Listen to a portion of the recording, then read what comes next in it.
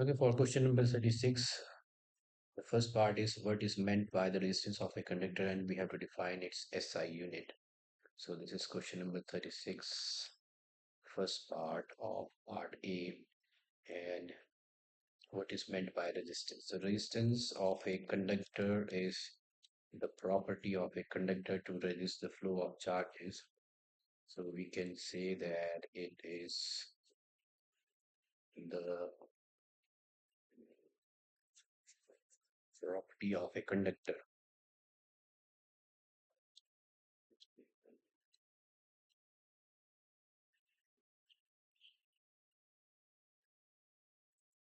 to resist flow of charges. It is denoted by R,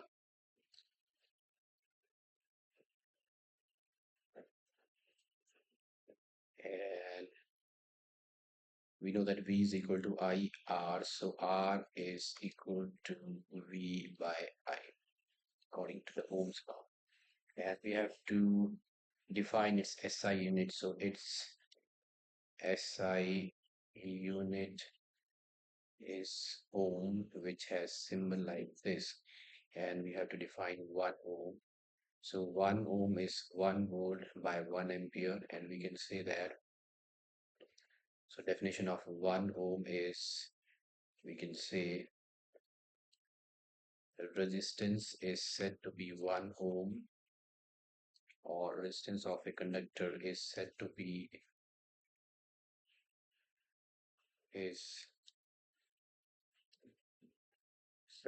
1 ohm when it has a has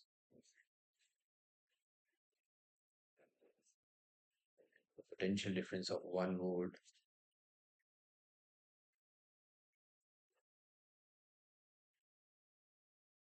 and current of 1 ampere flows through it. This current of 1 ampere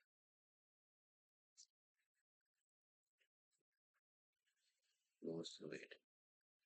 Okay, so this is 1 ohm. So 1 ohm.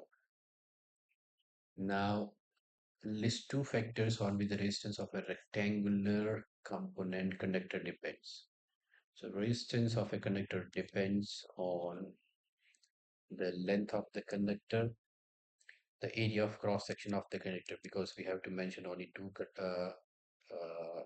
factors. So I'm going to write the length of the conductor and the area of cross section of the conductor. So length of conductor and area of cross section of conductor. So I can also write that area of cross section of conductor, and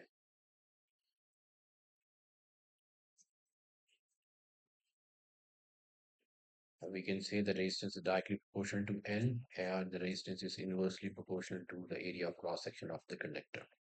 So these are the two factors. Okay, now the next part is,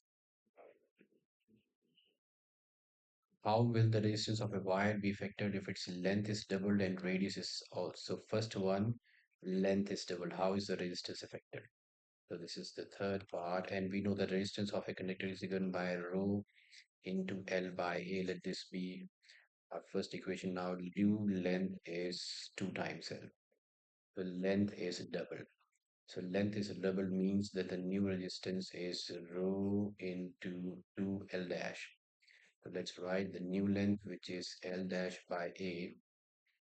So this is L dash by A, and new length L dash is 2L. So let's take 2 out.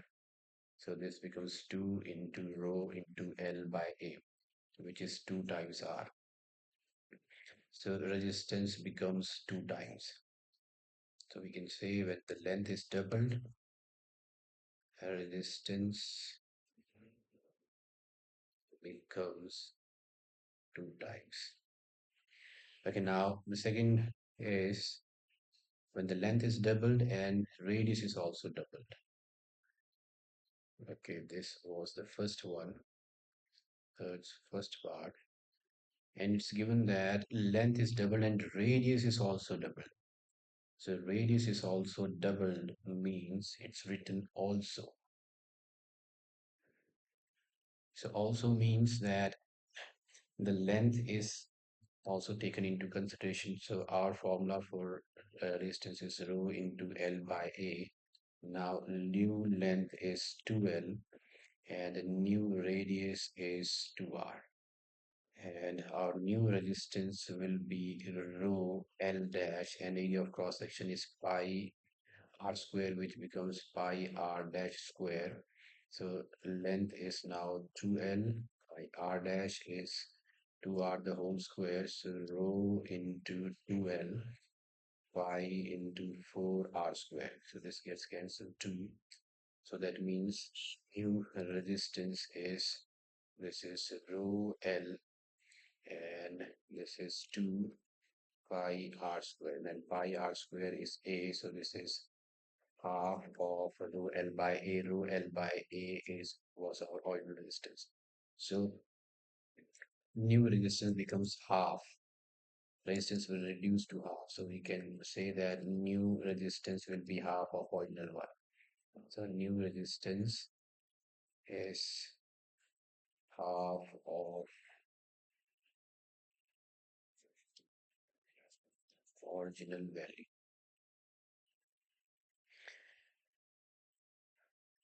Okay. Moving on to the OR part, it's given that in an electric circuit, three bulbs of 10 watt each are connected in series to a source. An inner circuit set of three bulbs of the same voltage are connected in parallel to the same source. So let's visualize what is given to us for the OR part. So this is the OR part. So there is one circuit where a set of three bulbs are connected in series. So let this be one bulb, this be the second one, and this be the third one. So these are connected end to end, and we know that when they are connected end to end, the effective resistance increases. We have to keep that in mind. And so these are of 100 watt each connected to one source. So these are of 100 watt each and they are connected to one source. Okay, in a circuit set of three volts of the same water connected in parallel to the same source. Okay, let's say they are connected to a battery of voltage V.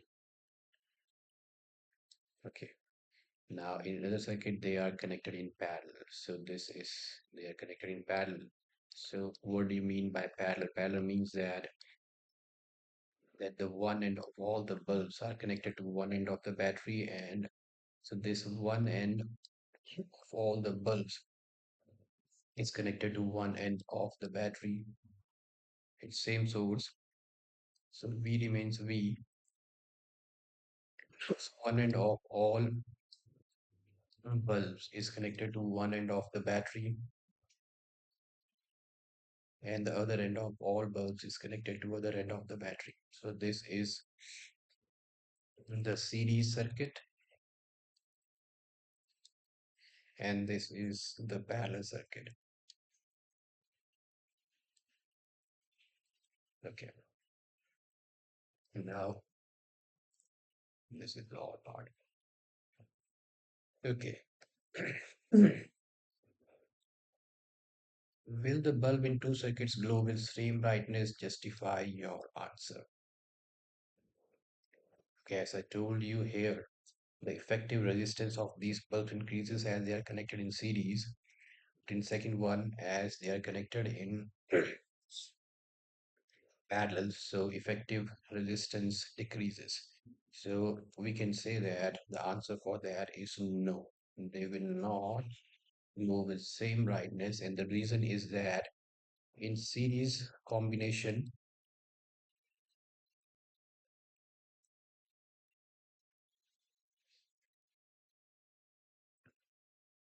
overall resistance will increase.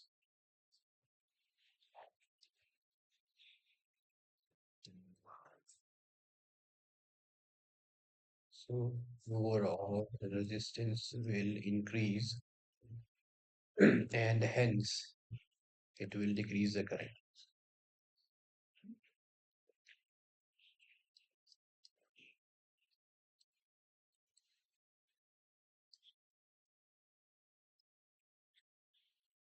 So that means if it decreases the current, then potential difference also divides.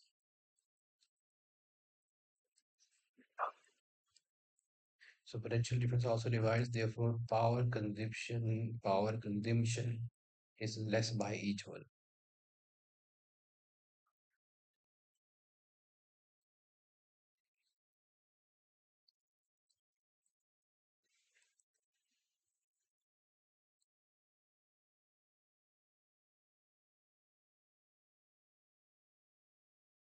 And glows, and hence they will glow, and hence they will glow with less brightness.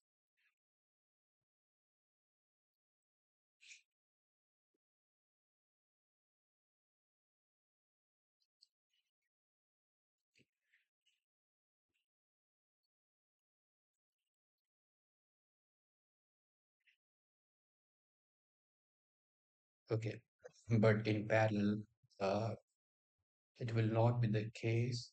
So for parallel circuit, you can write that in parallel combination, overall resistance will decrease and hence increasing the current.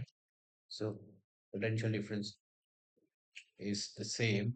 However, the potential difference in that the parallel circuit remains the same. So therefore, power consumption is more, and each bulb by each bulb, and hence they will grow with more brightness. So here the brightness is less. And now let one bulb in both the circuits gets fused. Will the rest of the bulbs continue to glow in each circuit? Give reason here for your answer. So the rest of the bulbs will not glow in series, but will continue to glow in the parallel. So we can say that in parallel combination, each bulb will get the, okay, let's write down for this one, let's write down for the parallel as well. So this was for the series combination, and for parallel combination, you can write that in parallel combination, each bulb will get the required potential difference. So we can say that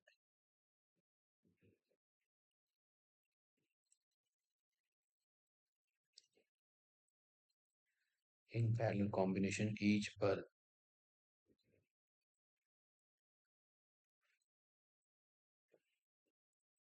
will get the required potential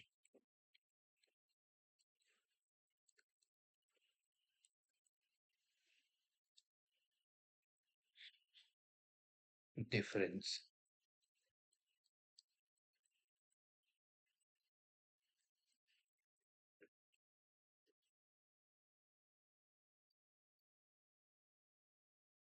Hence, the required current. So they will get the required potential difference, and hence they will get the adequate current, and hence they will glow with, we cannot say the more brightness, but the normal brightness. Hence, so as compared to the series, it's more brightness, but they will glow with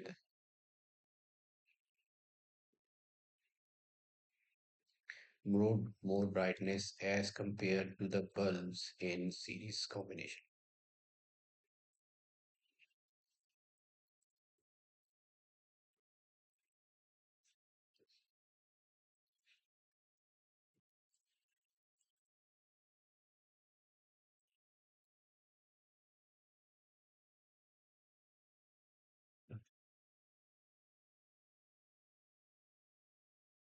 Now let's try to answer the other part.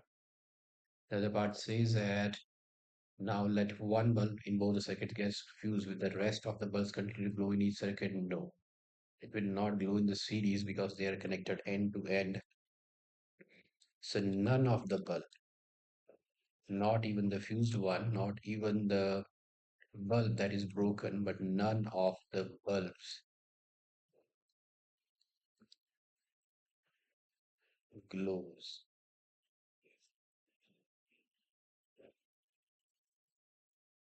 in series combination.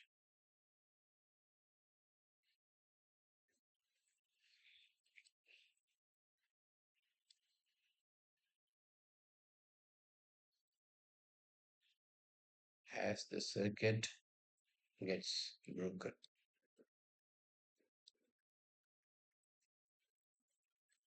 and the current, it stops flow.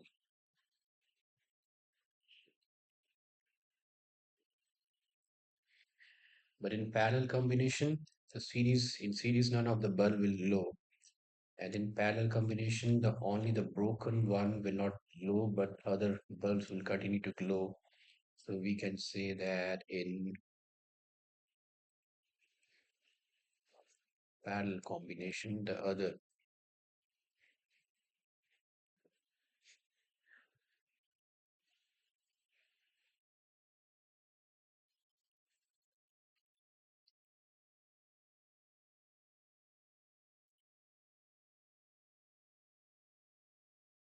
will glow with same brightness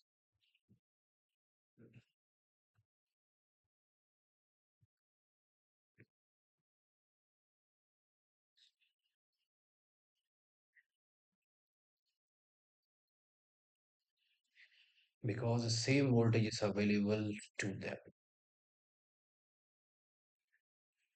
And this is because the potential difference across each device is in a circuit in parallel combination is same. So same voltage is available to them. So in parallel combination, the other two bulbs will glow with the same brightness. So this is the answer for this one. Let's move on to the next question.